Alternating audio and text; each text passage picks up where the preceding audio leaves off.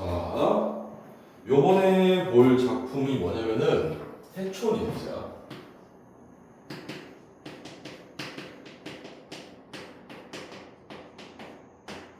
물론 이제 동요가랑 연계해서 나온 작품이지만 쌤이 이제 동요가는 요 앞에 부분 우리가 얘가 지금 EBS 수능 특강에서 직접 연계가 됐잖아, 그렇지? 직접 연계가 됐기 때문에 쌤이 얘네를 다 해줄 필요는 없을 것 같고 앞에 연계되지 않은 부분만 가볍게 해석해보고 갈게. 일단 동요가부터 그러면 동요가가 뭐라고 했어? 금강산 유람을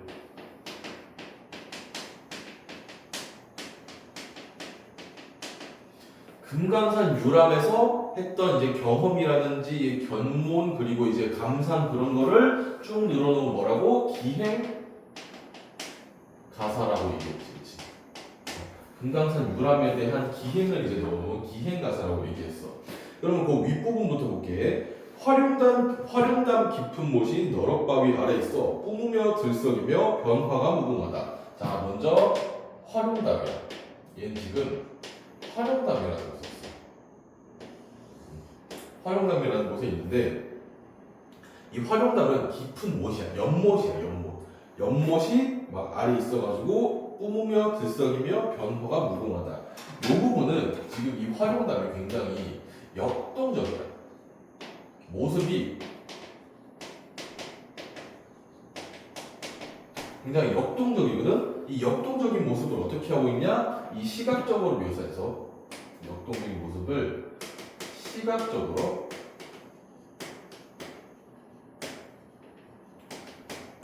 시각적으로 묘사해가지고 뭘 주고 있어? 이렇게 역동적이고 시각적으로 묘사했으면 자연스럽게 생동감이 느껴지겠지. 역동적인 모습을 시각적으로 묘사하면 생동감이 느껴진다. 그래서 볼게요. 사자봉 높은 돌이 용소를 구어보되 여기에서 얘기하는 용소는 화룡담이야. 그러니까 이 화룡담 안에 들어있는 게 뭐냐면은 여기 위에 있는 게 뭐냐면은 사자봉이라고 하는 거대한 사자 모양의 바위인 거지. 이 사자봉에서 뭘 하고 있냐?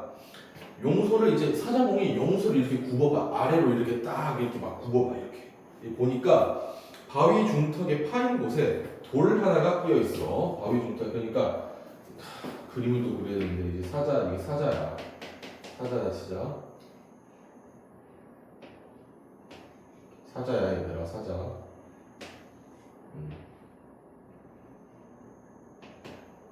사자라고 치고 이 사자의 발 밑에 있잖아. 사자의 발 밑에 파인 곳에 돌이 이렇게 하나가 끼어 있어. 돌이 이런 식으로 하나가 딱 끼어 있어. 이 돌이 지금 돌에 대해서 이제 일화가 나와. 이제 중이 이 돌에 대해서 이야기를 하는데 이 되게 황당해. 그래가지고 그냥 대충 이제 걸러듣기를 걔가 뭐라 그러냐면은 저 바위의 사자가 화룡더러 말하기를. 그러니까 여기 있는 이 바위 위에 이 사자가 화룡이라고 하는 거는 이 안에 이게 왜 화룡담이냐면은 이 연못 안에 화룡이라고 하는 용이 살고 있기 때문에 화룡담이라는 이름이 붙여진 건데 여기에 있는 이 사자가 얘를 이렇게 쭉 내려다보면서 뭐라고 얘기하냐면은 야, 너 내 몸이 지금 너무 육중해가지고 무너져 내려가면 얘가 지금 이 밑에 이렇게 화룡담 밑에 이렇게 연못이 이렇게 있는 거잖아, 그렇지? 연못이 이렇게 있는데 여기에서 이제 막 용이 있어.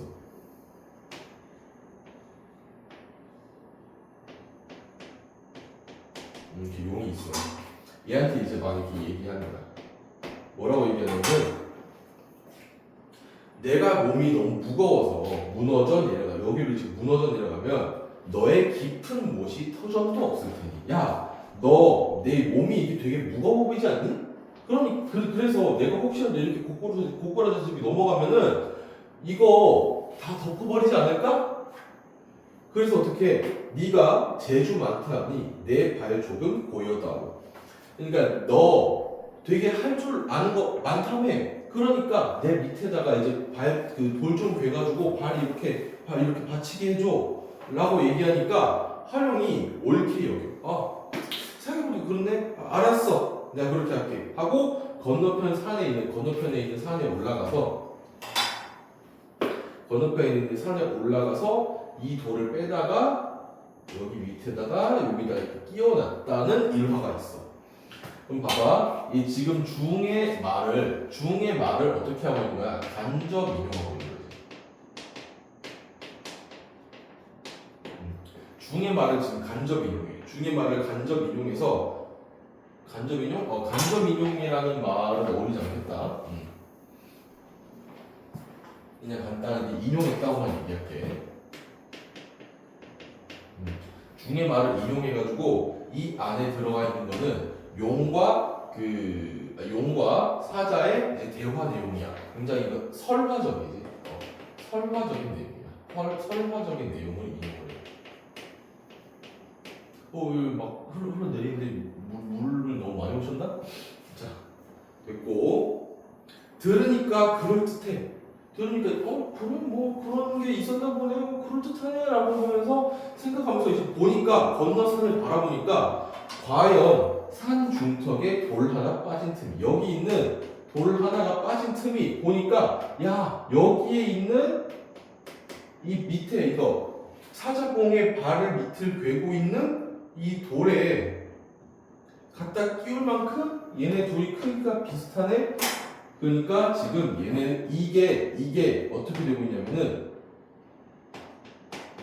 중의 말을 뒷받침해 주는 거야. 대충 그럴듯하게 지어놓은 줄만 알았는데 보니까 진짜 그럴듯하네? 라고 생각이 들도록 뒷받침해 주고 있는 거. 오케이? 자, 밑에 부분은 이제 EBS 직접 연계이기 때문에, 수능특강 직접 연계이기 때문에 쌤이 굳이 해설을 해주진 않을게. 너네가 쌤이 이제 해준 수업 시간을 해준 거에 따라서 열심히 한다면은 당연히 다 아는 내용이다라고 생각이 듭니다. 자, 계속 볼게. 이제는 해촌일지로 넘어가. 해촌일지의 형식을 너네가 해촌일지 읽어봤으면 알겠지만 얘 형식은 어떤 갈래의 형식을 띠고 있냐? 얘는 지금 수필이야, 수필. 맞지? 수필이라고 하는 게 뭐야? 자기가 느꼈던 경험 또는 자기가 어디서 주워 들었던 일화를 바탕으로 해서 그것에서 얻은 깨달음 또는 그것을 통해 알 수 있는 교훈 등을 줄 수 있는 그런 장르가 수필이라는 거지. 그런데 이 중에서 미리 얘기하자면 얘는 교훈을 주고 있다기보다는 자기가 얻은 깨달음에 대해서 주로 이야기하고 있는데 그럼 과연 어떤 경험을 했고 그 경험에서 어떤 깨달음을 얻었는지 우리가 한번 살펴보자고. 오케이? 7월 3일 금요일. 자, 벌써부터 시작이지. 7월 3일 금요일이라고 날짜를 밝히면서 시작했어. 보통 이렇게 날짜를 밝히면서 시작하면 뭐야? 일기의 형식을 빌렸다.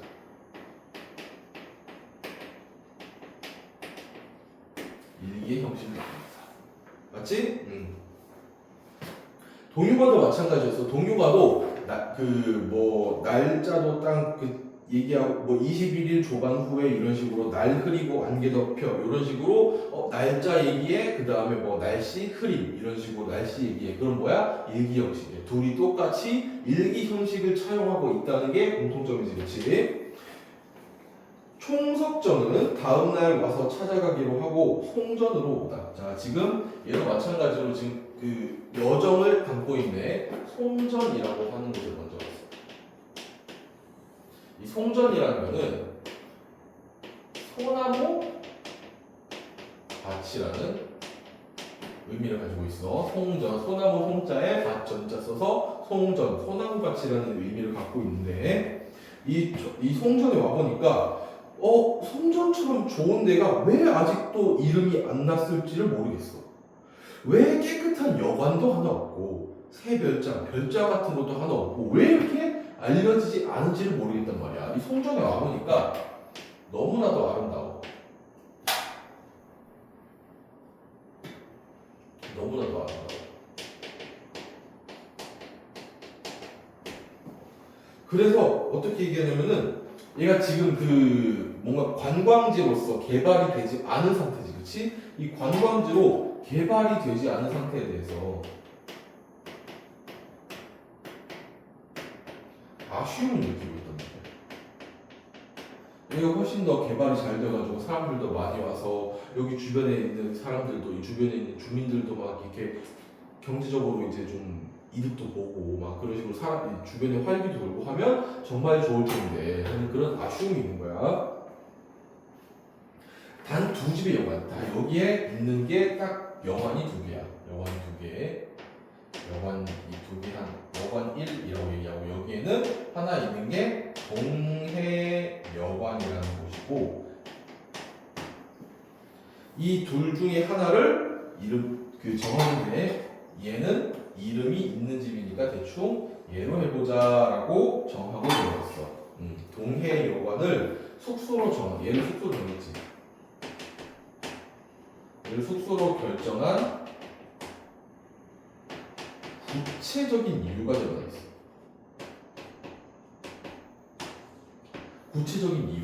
이게 뭔가 타당한 이유가 아니야, 얘들아. 대충 그냥 이름이 있으니까 그냥 여기로 가야겠다라는 게 타당한 이유는 아니잖아, 그렇지? 타당한 이유는 아니지만 여기에 있는데 여관이 두 개가 있어. 여관이 두 개가 있어. 이 여관이 두 개가 있는데 하나는 이름이 있고 하나는 이름이 없네? 그냥 대충 이름이 있는 여관이나 여관에서 머물자 하고 그냥 구체적으로 이유를 제시한 거지 타당한 이유다라는 건 아니야. 구체적이랑 타당한 거랑 좀 구분했으면 좋겠어. 자, 고저가 곳간 바닥 그대로인 듯이 송전은 솔밭 그대로다. 거리도 반은 솔밭 속에 묻히었다. 지금 쭉 보니까 거리, 길이 싹 지금 다 싼 거야? 소나무에 싹 둘러싸여 있는 거야. 해풍에 자란 솔들이라 바닷바람에 자란 소나무들이라서 통만 굵고 가지는 적은데 모두 아래로 들이워서 파라솔이라도 아주 요즘 유행형들이다. 지금 어떻게 하고 있어? 쭉 그 소나무 밭을 이제 쭉 바라보면서 여기에 있는 많은 소나무들을 비교하고 있어. 어디에? 파라솔. 파라솔에 비유하고 있지, 맞아? 송전에 있는 소나무들을 파라솔에 비유하면서 아주 최신 유행형 파라솔이네 라고 생각하는 거야. 그 밑에 돗자리는 하나 깔아놓으면은 소나무 하나마다가 훌륭한 정자겠다 라고 하면서 지금 이 소나무를 파라솔에 비유하면서 어떻게 하는 거야? 얘네가 지금 그 보니까 되게 지금 이 소나무 아래에 파라솔 쫙 깔아서 거기다 파라솔이 쫙 깔려 있으니까 거기에다 돗자리 하나 깔고 쉬는 상상을 하는 거야. 소나무 아래 공간에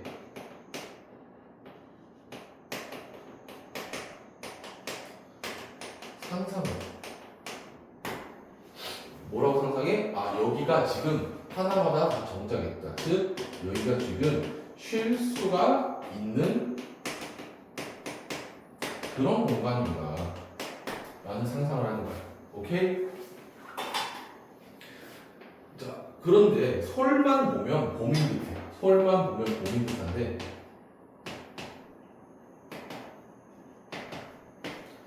그런데 미안해 다시 솔만 보면 봄인 듯해. 왜? 그렇게 푸르기만 하고 윤택해.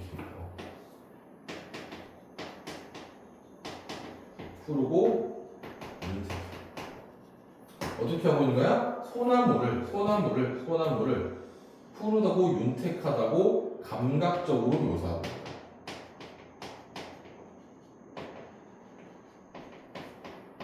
그런데 이 감각적 묘사에서 이 감각은 그럼 감각 중에 우리 오감 중에 어떤 걸까? 당연히 뭐야? 시각이겠지.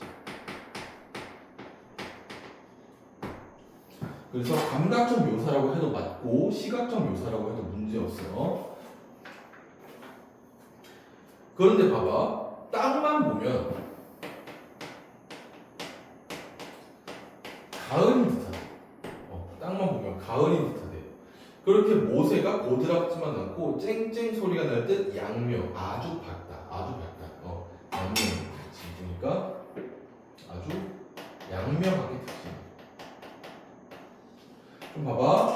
자, 지금 소나무 밭을 지금 걷고 있는 거지, 그렇지? 소나무 밭을 걸으면서 얘네가 지금 파라솔 같네 라고 생각을 하면서 저 밑에서 쉬면은 와 되게 이게 기분 좋겠다 라고 생각하는 와중에 소나무 보면은 봄인데 요 푸르고 윤택해서 봄 같은데 땅만 보면 너무나도 밝아서 가을 같아. 지금 봐봐. 얘네 둘을 대비시키고 있는 거 맞아? 맞지? 이 대비를 통해서 어떤 분위기가 형성돼? 송전만의 독특한 분위기가 형성이 됩니다.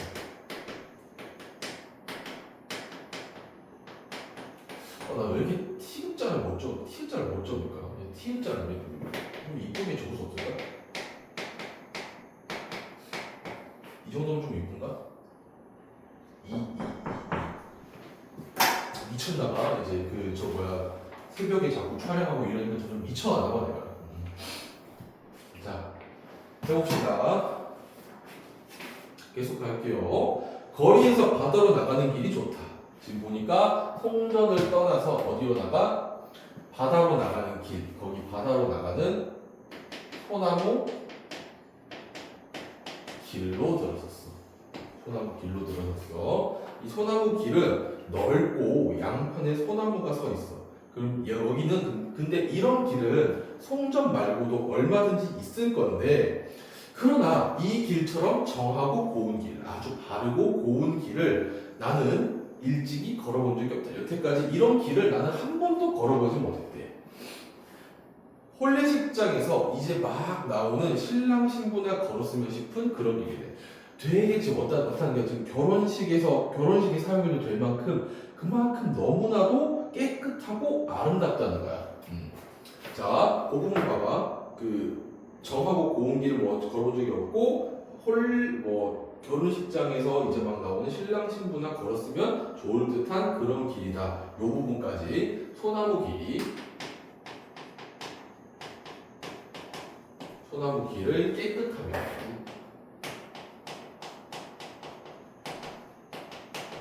또 아름다워야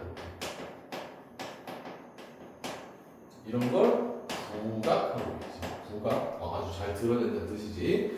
그러면은 얘의 여기서 볼 수 있는 화자의 태도는 어때? 태도. 적이다라고 하는 전통. 여기에서 굉장히 예찬적인 태도를 보이고 있다라는 거를 우리는 금방 알아챌 수 있습니다. 자, 계속 볼게. 이 길이 끝나면 천공, 해활, 그리고 거기에 떡 거치고 선 것이 하나 있으니 그게 뭐야? 초현실파의 그림처럼 의외의 것이래. 뭔가 떡 거치고 선 게 하나가 있는데 이게 하나가 있는데 얘가 초현실주의적 그림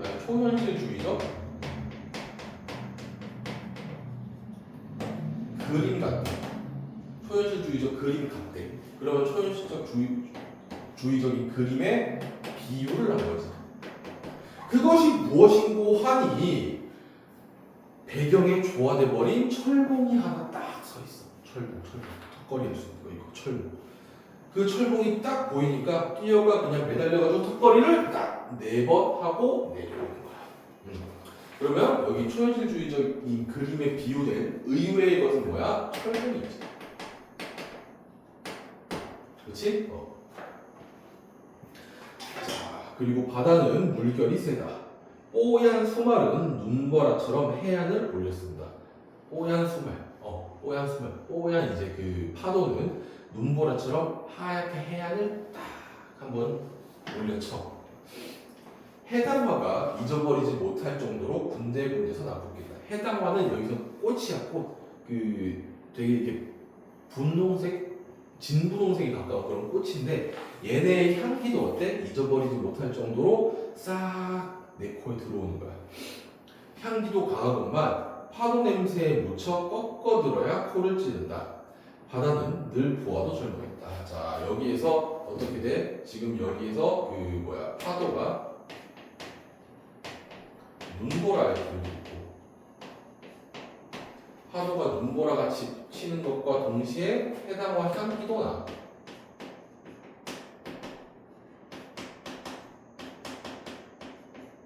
지금 그런 상황이야, 그렇지? 지금 이 부분은 파도를 이게 눈보라처럼 싹 막 이렇게 되는 거 있잖아, 그렇지? 이거를 지금 풍경이 묘사가 된 건데, 파도가 치는 풍경이 묘사가 된 건데, 여기에서 우리가 엿볼 수 있는 건 뭐야? 동적이고 시각적인 이미지를 볼 수 있다. 시각적 이미지가 떠오른다. 동적이라는 건 뭐야? 굉장히 그 움직임이 크게 보인다는 소리지. 움직이는 것 같은 느낌을 준다는 소리지. 반대는 뭐야? 정적이다. 정적이다. 자, 그러면서도 해당과 향기. 여기에서는 무슨 이미지? 후각적인 이미지가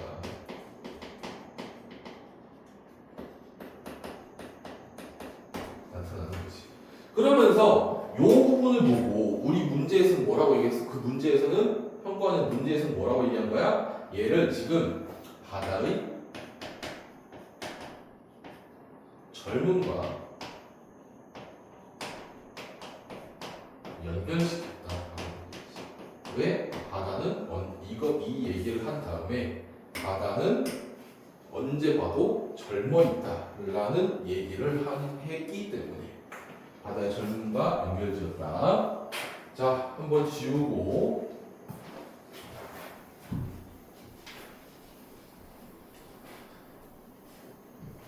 얘들아 선생님이 이거 지우는 게 시간이 좀 길잖아. 시간 아까우면 그냥 싹 스킵해버리고 이거 뭐하러 다 보고 있니? 으아. 왜? 그냥 찡찡대는 것도 보려고? 안 돼. 이제 안 찡찡대기로 나 자신을 약속했어. 힘들다고. 자, 계속 볼게요. 밤에 창이하 밝기에 주인에게 물으니 보름달이라 한다. 자, 지금 보니까 보름달이래. 보름달에서 우리가 지금 시간적 배경을 엿볼 수가 있지.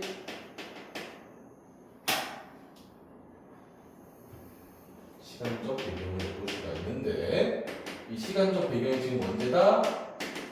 밤이다. 밤이 찾아왔어.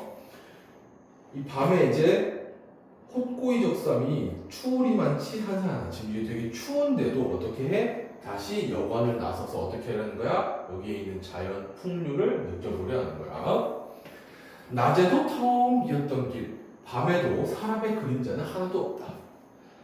달빛만이 꽉 차 있었다. 한 걸음 한 걸음 내어 디딜 때마다 달의 물결이 쏴 하고 흩어지는 것 같다. 달의 물결이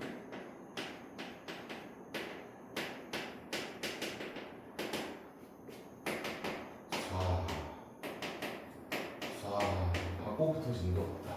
일단 쏴 뭐야? 음성 상징이지.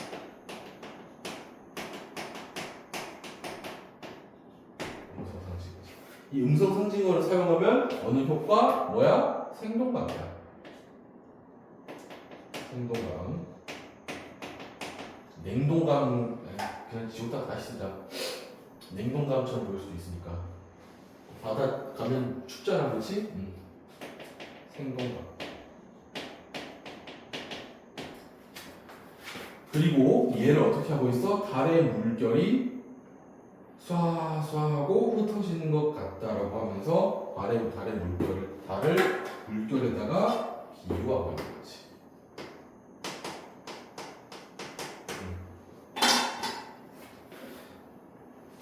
길뿐이 아니라 솔밭 위에도 철로 위에도 으리으리한 바다 위에도 달은 또한 큰 바다이다. 이 달의 바다 아래선 물의 바다는 너무나도 조그맣구나. 그리고 달의 바다는 너무나도 성스럽구나. 자, 지금 이 길에 소나무 길에 쫙 내리쬐는 달빛을 보고 어디다가 비유하냐면은 얘를 지금 바다에다 비유해. 바다에다가 비유하는데 지금 얘를 뭐에 대비시키냐면은 물의 바다와 대비시켜. 우리가 아는 그 실제 바다 얘와 대비시켜. 왜? 어떤 식으로? 이 달의 바다 아래는 얘는 너무나도 조그맣대. 얘는 너무나 조그맣대. 너무나도 귀여워. 조그맣대. 그런 식으로 얘네를 대비시키면서 달이 주는 경건함 그리고 달빛의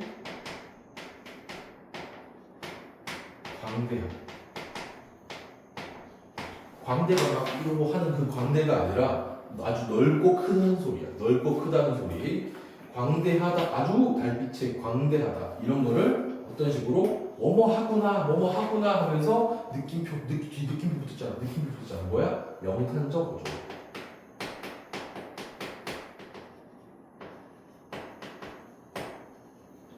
영탄적 어조로 표현합니다. 오케이? 계속 볼게요. 새 한 마리 노래하지 않는 솔밭, 들참 하나 열리지 않는 빈 별장들. 이들은 누구를 위해 이 달은 누구를 위해 밝아 있는가?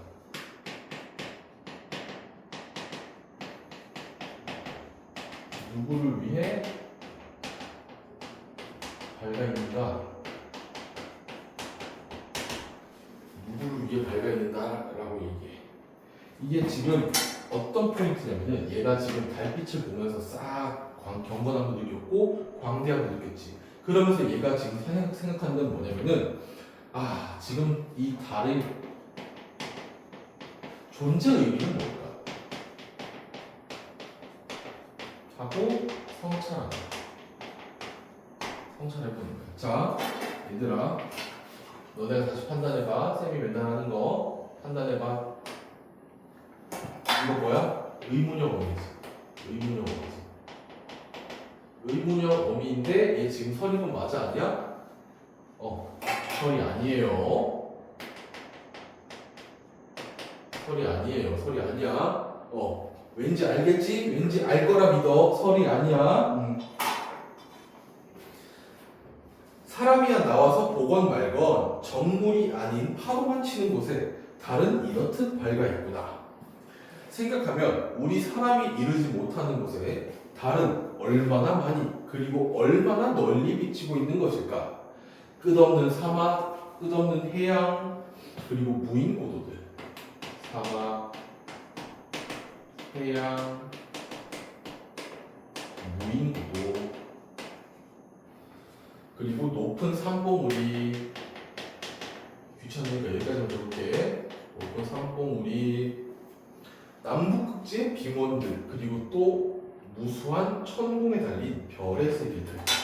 이 쭉 뭐야? 열거했어.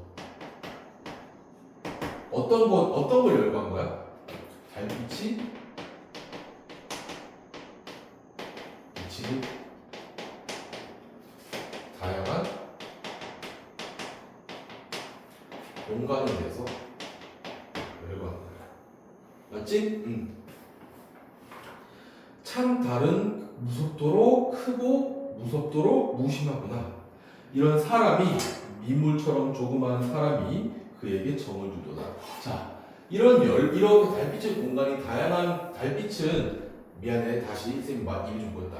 달빛은 다양한 공간에 비칠 정도로 어때?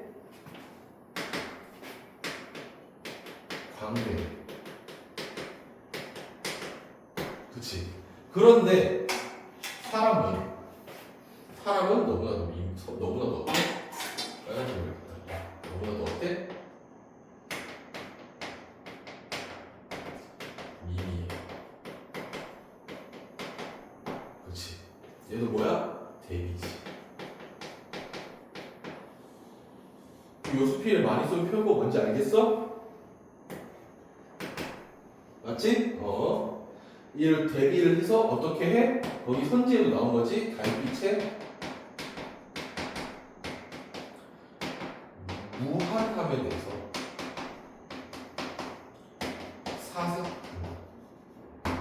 하고 결론을 지을 수가 있지. 그치? 사색한다는 건 아주 깊게 생각해 본다라는 얘기야. 오케이.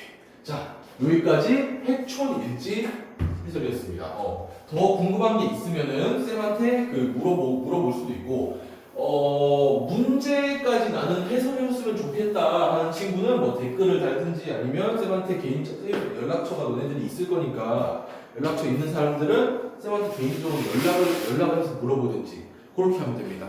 오케이? 자, 여기까지 하고 다음 작품 준비해 봅시다.